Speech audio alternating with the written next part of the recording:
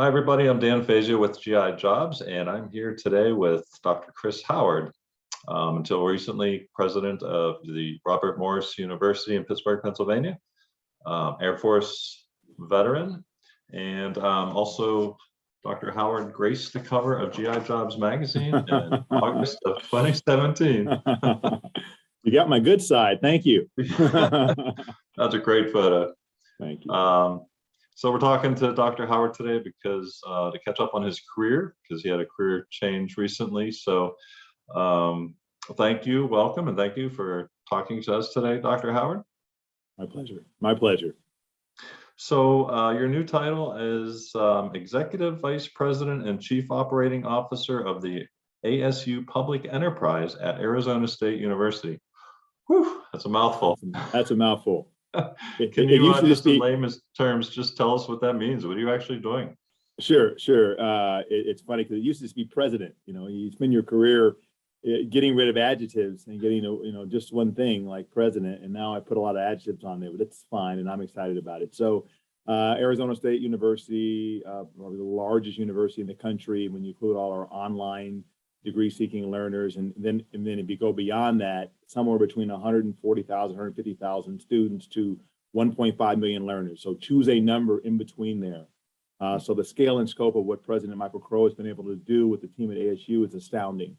Operating at scale, but more in using technology and big ideas, but more importantly, dealing with a charter that says, creating a charter that's been around for about 10, 15 years. It says, we're going to judge ourselves out here at Arizona State, not by whom we exclude, but rather by the outcomes of those we include.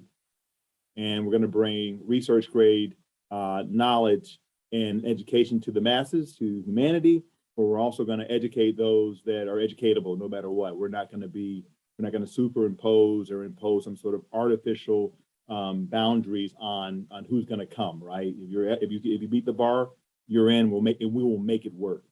So what has happened the last several years in terms of where my job comes into play, we have a series of enterprises, and we treat Arizona State University like a larger public enterprise, it's more than just a university.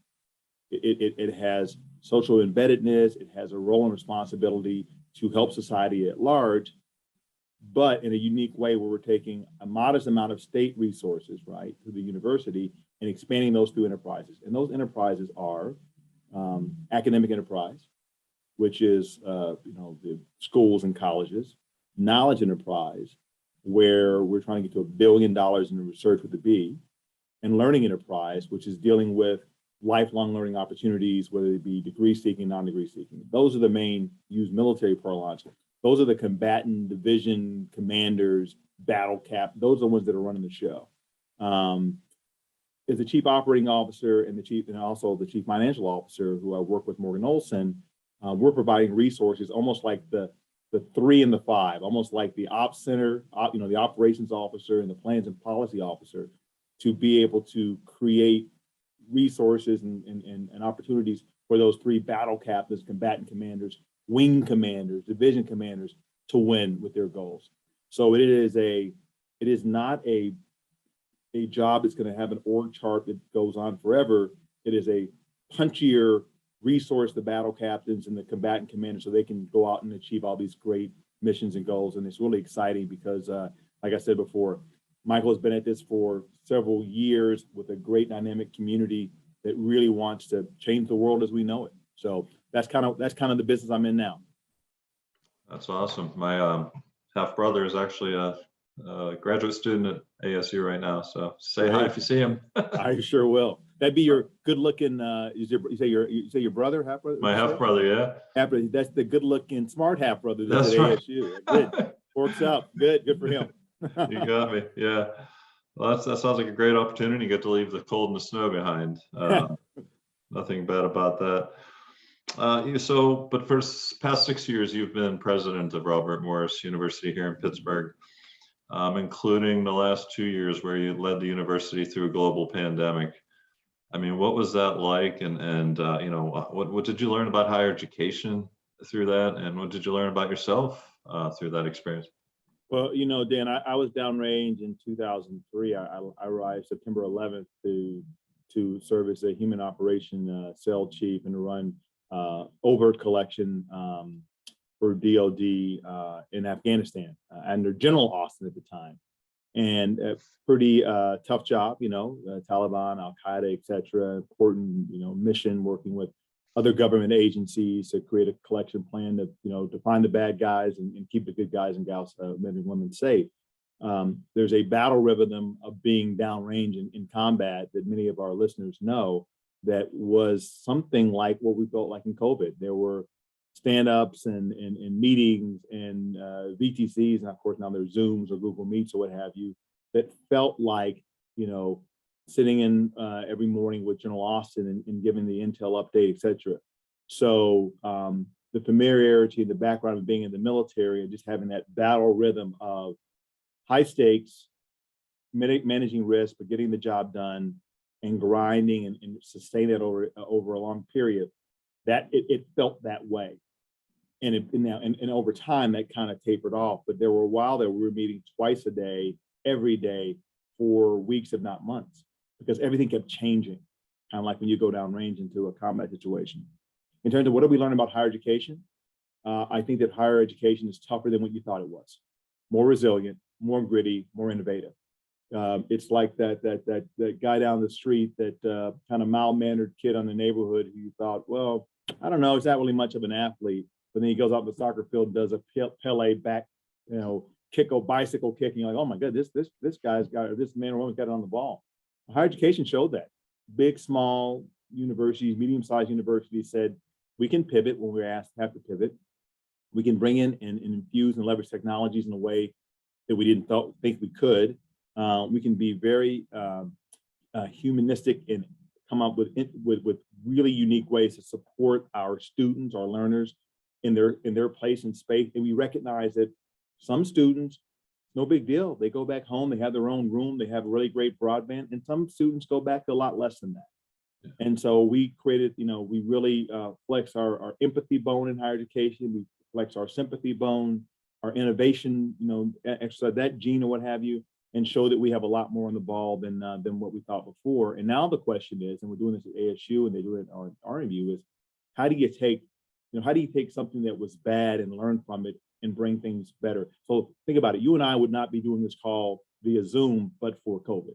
We would have been doing it on a phone call or something like that. Or I probably wouldn't have flown back to Pittsburgh. Maybe you would have flown out here. Yeah. But think about it. There are hybrid teaching, things like that we, telemedicine, telehealth, especially mental health, that we've done in a way that we didn't do before. There are some lessons learned and some, I hate to say good things, but there are some things that we can build on coming out of the pandemic in higher education. We're going to do it here at ASU. What about yourself? What did you learn about yourself? Anything? Well, I learned that I'm a resilient person and that I have the ability to figuratively run a marathon and do sprints at the same time. So it gets really intense, it goes hard, and then you have to let up, but you never let up completely. And then that cycle of just going and going and going, I can do that. And I learned that, and sometimes I just sort of reiterated that at the end of the day, it's not about me, it's about, the mission first and the men and women always, as we say in the military, and those aren't just words. And that, we use the Stockdale paradox and Admiral Stockdale going downrange into Hanoi Hilton and how he zenned himself through that experience. We use Grit by Tracy Duckworth to understand that resilience matters. And that, those are, I think, some characteristics that I embody. And then I was pretty good at infusing that to the team and also to the board. But kudos to the team around me and the students, faculty, and staff at RMU that did it, and the folks here at ASU that are doing it well as well. Well, you certainly left Robert Morris University better than you found it. I mean, the list of accomplishments you did in 6 years despite the pandemic are very impressive, including raising more than $113 million that funded the UPMC Events Center, among other things. Robert Morris was also named for the first time to the U.S. News and World Report list of best national universities during your tenure. Perhaps more relevant to our audience, it's been consistently ranked as a military-friendly school. So as a veteran, how would you say you impacted the programs and services for student veterans at RMU? Well, I love with my heart. I mean, these are my people, and I think I had a sort of moral obligation for all the groups at Robert Morris, but this was just special, right? I just grew up with it, and so getting people like Dr. Derry Jacobs and a former Marine, I guess I'm never a former Marine, always a Marine, David Osman, Okay. who led our Veterans Center quite ably, really understand what veterans need. So the whole idea of a voice of a customer and listening to what veterans and military families needed, and then coming to that with a physical structure, with a scholarship program that was announced a while back by David Osman that says pretty much, we got you covered financially coming as a veteran or military person, and just being real outspoken, appropriately outspoken people in the community of Pittsburgh on and advocating for veterans and military family needs, bringing the program Vital from Veteran Affairs on campus to support mental health for not just people at Robert Morris, but in the surrounding community, one of the few schools to host that. And just being very deliberate, intentional, and even audacious in our commitment to support, which is one of the reasons that attracted me to Arizona State, because of the Pat Tillman legacy here, the Pat Tillman Center. They almost have 10,000 veterans here. They went from about 1,000 10 years ago to almost 10,000 now. And that even includes military families and other folks. So this is like RMU, a center of excellence around supporting veterans, doing it out here at scale. So that attracted me here because we realized is the charter for the Veteran Affairs, and I worked with Bob McDonald years ago on a big project, is that those doing something for those that have borne the greatest burden for our society should be paramount for any great American national university. Well, that's a good segue to, if you don't mind, I'd like to ask you a couple questions about your advice for student veterans. As you know, it's often not easy to transition from the military to a civilian campus. So what should service members or veterans who are preparing to use their GI Bill look for in a school to help build or better their chances for making that smooth transition? Well, a couple of different angles. So from the university standpoint, whether it be ASU or RMU, look at what they've invested in it. Look at the physical infrastructure that they've dedicated to veterans. Look at the programmatic things they're doing for veterans. And more important, look at the outcomes of those veterans and military people. And so, the proofs, God we trust and all others bring data.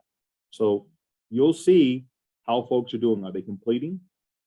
Are they getting good jobs and getting good careers? Do they feel like as you talk to people that are at the institution right now, do they feel like they have a sense of place? I think ASU and RMU both check that box. So that's on the one side as you're looking around. And don't just go for the cheapest option. I know that people think they want to save every penny. Military people can be great Scrooge McDucks, as they have to be and ought to be to some extent. But value is more important than price.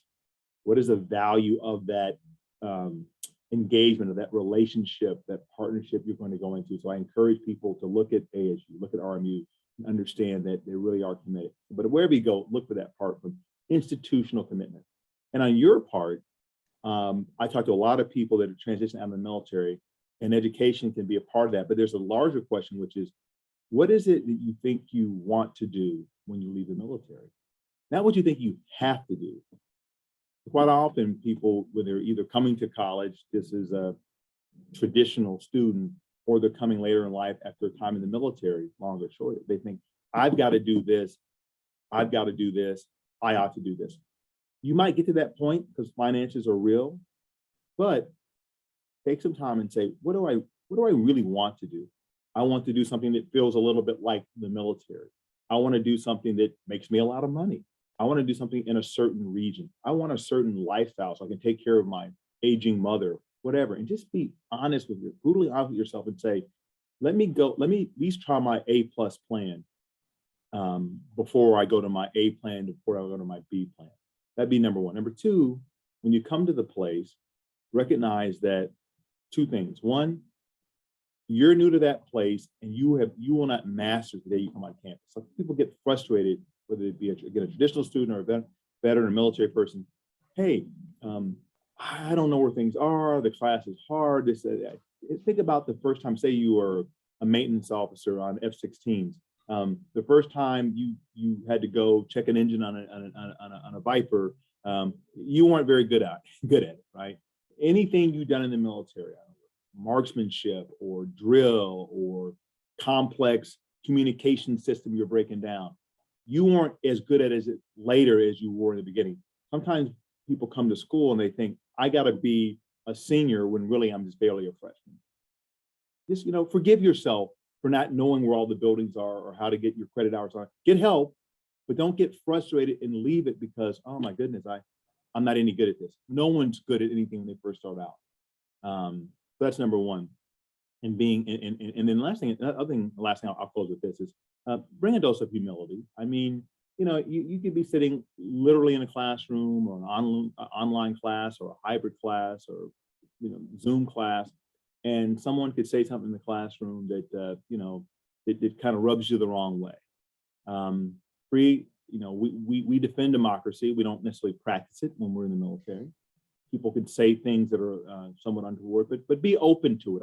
When I went to Oxford as a Rhodes Scholar, I was in a house with 20 people and 11 different nationalities. I didn't agree with the gentleman from Romania all the time. I didn't agree with the person from Belarus, from Peru, but I was open to hearing what they had to say, even if I was lieutenant going through this program. So be humble the fact that you don't know it all. Be humble to the fact that you don't know exactly what's happening in school, and that people's ideas and ideals can be different than yours, but they can be respected. And not everybody's going to be just like that soldier, sailor, airman, Coast Guardman guardian on your left or right when you were in the military. But that's okay. That's what makes the world great. That's really good advice. Thank you. You're welcome. Is there anything else you'd like to add? Well, I want to thank the folks at GI Jobs for giving me an opportunity to say a few words as I transition. I enjoyed being on the cover. My mom loves that picture. I think she might have it framed someplace. And I'm honored to be at an institution like my previous institution that cares deeply about those that have borne the greatest burden. Well, we certainly wish you and your family best of luck out in Arizona. And again, just appreciate your time today. Thank you. Thank you very much. Have a great one. Take care.